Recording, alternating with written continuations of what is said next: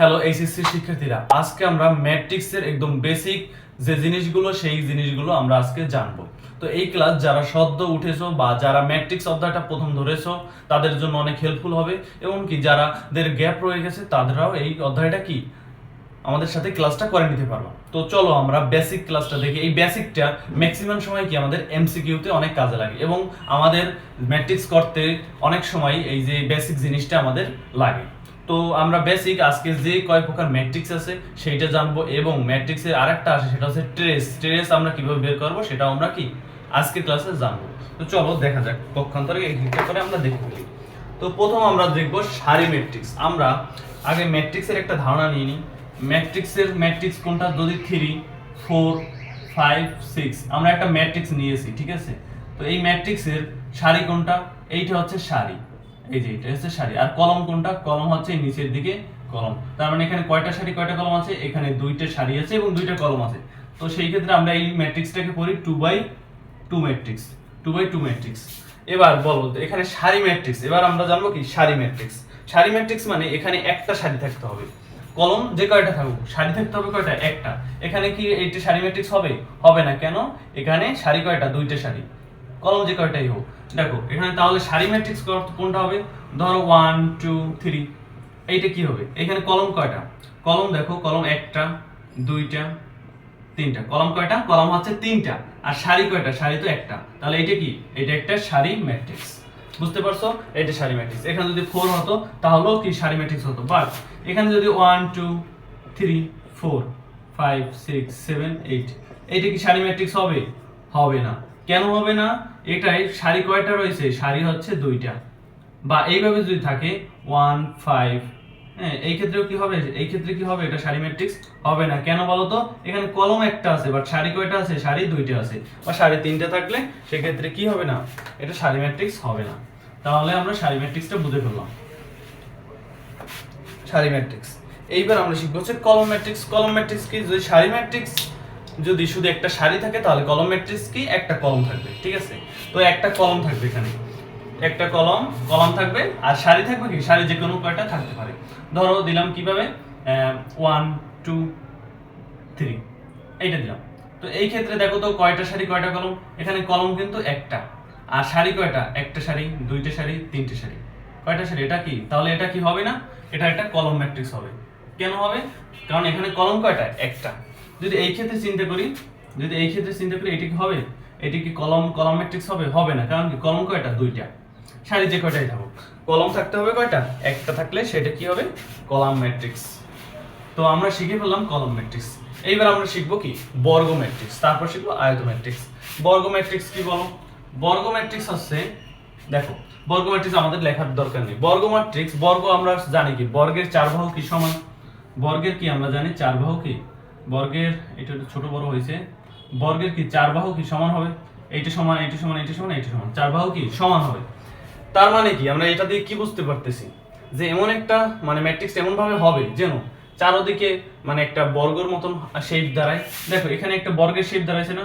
একটা, দুইটা, তিনটা, চারটা। তাহলে এটা কি? একটা বর্গ ম্যাট্রিক্স। তাহলে কি শুধু 2 2/2 বর্গ ম্যাট্রিক্স হবে না? 3/3 এটাও কি একটা বর্গ ম্যাট্রিক্স হবে? 3/3 কেন? 1 2 3 4 5 6 7 8 9। দেখো তো এটা যোগ করো তো, কি এটা একটা বর্গ ম্যাট্রিক্স হয়েছে? তো এইভাবে এটা কি বর্গের মতন চিনাচ্ছে না? তো এইটাই হচ্ছে কি? বর্গ ম্যাট্রিক্স। এবার আমরা শিখবো হচ্ছে কি? আয়ত ম্যাট্রিক্স। আয়ত ম্যাট্রিক্স কোনটা? আয়ত ম্যাট্রিক্স কি? বর্গ ম্যাট্রিক্স যদি বর্গের মতন হতে হয় তাহলে আয়ত ম্যাট্রিক্স কি আর মতন হতে হবে? আয়তের মতন হতে হবে। আয়ত কি আমরা জানি? আয়তের বিপরীত বাহুগুলো কি পরস্পর সমান। এইরকম হবে। ধরো এইটা সমান হবে, আবার এইটা কি সমান হবে। সেই ক্ষেত্রে আমরা কি করতে পারি? দেখো 1 2 3 নিলাম, তারপরে 4 5 6। এইটাই কি একটা আয়ত ম্যাট্রিক্স। কেন আয়ত ম্যাট্রিক্স? দেখো এটাকে একটু চ্যাপ্টা হয়েছে না? চ্যাপ্টা। এটার কি সব উপাদান সমান হয়েছে? হয় না। দেখো এদিকে কয়টা? তিনটা করে। এদিকে কয়টা? দুইটা করে। যদি আমরা এইভাবে দিই, এটাকে একটা আয়তর শেপ আসে। তার মানে এটা কি? একটা আয়ত ম্যাট্রিক্স। এখন বলতে পারো যে শেপ আমরা যে কোনো একটা দিতে পারি নাকি? তো এখানে তুমি আরো একটা জিনিস ভাবতে পারো, উপরে 3টা নিচেও 3টা, তাহলে এই পাশেও থাকতে হবে কয়টা? যদি 3টে করে থাকে তাহলে সেটা কি হবে? বর্গ ম্যাট্রিক্স। আর যদি 2টা থাকে আর এই মানে একটু সামঞ্জস্য থাকে, একটায় 3টা আর একটায় 2টা, সেই ক্ষেত্রে সেটা কি হবে? আয়ত ম্যাট্রিক্স হবে। তো আমরা আয়ত ম্যাট্রিক্সও শিখে ফেললাম। এবার আমরা শিখবো হচ্ছে কর্ণ ম্যাট্রিক্স। এবার আমরা শিখবো কি? কর্ণ ম্যাট্রিক্স। কর্ণ ম্যাট্রিক্স কি? আমরা খুব সহজে কর্ণ ম্যাট্রিক্সটাও শিখে ফেলবো। দেখো, কর্ণ ম্যাট্রিক্সের জন্য আমরা এই ম্যাট্রিক্সটাই নিচ্ছি। কর্ণ ম্যাট্রিক্স হচ্ছে মুখ্য কর্ণ বরাবর, এই ম্যাট্রিক্স না, আমরা একটা ম্যাট্রিক্স নেব। কর্ণ ম্যাট্রিক্স হচ্ছে মুখ্য কর্ণর ভুক্তিগুলো থাকবে। এবার মুখ্য কর্ণ কি আমরা দেখাচ্ছি। মুখ্য কর্ণ কি? মুখ্য কর্ণর ভুক্তিগুলো থাকবে, বাকিগুলো কি হবে? 0 হবে। যেমন আমরা যদি লিখি 3 4 5 6 7 8 9 10 11, এইটা লিখলাম। আচ্ছা, এখানে 11 না দিয়ে 1 দিয়ে দিলাম, ঠিক আছে। এইটা কি হবে? এইটা কি আমাদের কর্ণ ম্যাট্রিক্স হবে? হবে না, কারণ কর্ণ ম্যাট্রিক্সের সংজ্ঞা কি? কর্ণ ম্যাট্রিক্সের সংজ্ঞা হচ্ছে মুখ্য কর্ণর ভুক্তিগুলো ছাড়া বাকিগুলো 0 হবে। এবার মুখ্য কর্ণ কোনটা? এই বরাবর যেটা, এই যে এই বরাবর, এইটা কি আমাদের মুখ্য কর্ণ। মুখ্য কর্ণ, তো বাকি ভুক্তিগুলো কি হয়ে যাবে? 0 হয়ে যাবে। বাকি ভুক্তিগুলো কি হবে? 0 হবে। এই যে মুখ্য কর্ণ কোনটা? 3 7 1। তাহলে বাকি ভুক্তিগুলো যদি আমাদের 0 থাকে তাহলে এটা কি ম্যাট্রিক্স হবে? এটা হবে একটা কর্ণ ম্যাট্রিক্স। কর্ণ ম্যাট্রিক্স। এইবার আমরা শিখবো হচ্ছে স্কেলার ম্যাট্রিক্স। স্কেলার ম্যাট্রিক্সে দেখো, এখানে যখন আমরা কর্ণ ম্যাট্রিক্স করেছি তখন কিন্তু আমাদের মান ভিন্ন ভিন্ন হয়েছে, 3 হয়েছে, 7 হয়েছে, 1 হয়েছে। কিন্তু স্কেলার ম্যাট্রিক্সের ক্ষেত্রে মান একই থাকতে হবে। ধরো 3 থাকলে এই তিনটা মুখ্য কর্ণের এই যে তিনটাই 3 3 3 থাকতে হবে, বাকিগুলো কি হবে? 0 হবে। কিভাবে? দেখো, আমরা একটা 2x2 কর্ণ ম্যাট্রিক্স নিই, 1 2 3 1। এইটা কি হবে? এইটা হবে না, কারণ এখানে কি চারপাশে 0 হয়ে দিবে, 0 দিলাম। আচ্ছা, তাহলে এইটা কত? এইটাও কিন্তু একটা কি ম্যাট্রিক্স? এটা একটা কি ম্যাট্রিক্স? এটা হচ্ছে একটা স্কেলার ম্যাট্রিক্স। এমন কি এটা একটা কর্ণ ম্যাট্রিক্সও। হ্যাঁ, কর্ণ ম্যাট্রিক্সও। তো এটা আমরা এই উদাহরণটা একটু পরে দিই, আমরা একটা বড় উদাহরণ দিই, দাঁড়াও দেখাচ্ছি। এইখানে যদি আমরা 1, আচ্ছা 1 দিলাম, তারপর 0 0 0 3 0, তারপর হচ্ছে 0 0 5। এইটা কি ম্যাট্রিক্স হবে বলো তো? এইটা হবে আমাদের কর্ণ ম্যাট্রিক্স। কারণ কি মুখ্য কর্ণের ভুক্তিগুলো ছাড়া বাকিগুলো কি 0, বাট মুখ্য কর্ণের ভুক্তিগুলো কি সেম না। যদি সেম হতো, যদি এখানে প্রত্যেকটায় 5 হতো, তাহলে এটা কি হতো? এটা একটা স্কেলার ম্যাট্রিক্স হবে। তার মানে সকল স্কেলার ম্যাট্রিক্স কি? কর্ণ ম্যাট্রিক্স, কিন্তু সকল কর্ণ কিন্তু স্কেলার না, ঠিক আছে। এইবার আমরা দেখব অবেদিক ম্যাট্রিক্স। অবেদিক ম্যাট্রিক্স হচ্ছে একদম সেম, শুধু আমাদের এই যে মুখ্য কর্ণের ভুক্তিগুলো 1 হতে হবে, 1, বাকি সবগুলো 1 হবে, আর বাকিগুলো কি 0 হবে। তার মানে এখানে কত হবে? ধরো এইবার রকমের 1 0 0 0 1 0 0 0 1, এইরকম হবে। মানে কি মুখ্য কর্ণ বরাবর কি হবে? 0 হবে, 1 হবে, 1, বাকিগুলো কি 0 হবে।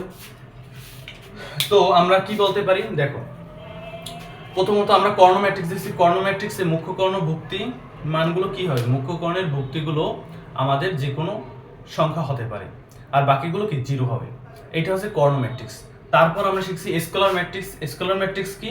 মুখ্য কর্ণগুলোর যে মানটা বসবে ওই তিনটা জায়গায় একই মান বসতে হবে, বাকিগুলো 0 হবে।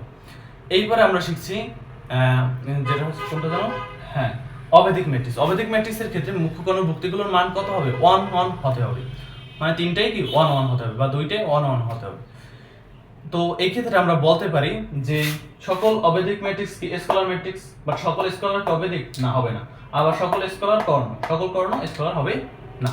তো এইটাই হচ্ছে আমাদের এই নিয়ম। এবার আমরা শিখব ঊর্ধ্ব ত্রিভুজাকার ম্যাট্রিক্স। ঊর্ধ্ব ত্রিভুজাকার ম্যাট্রিক্স কোনটা?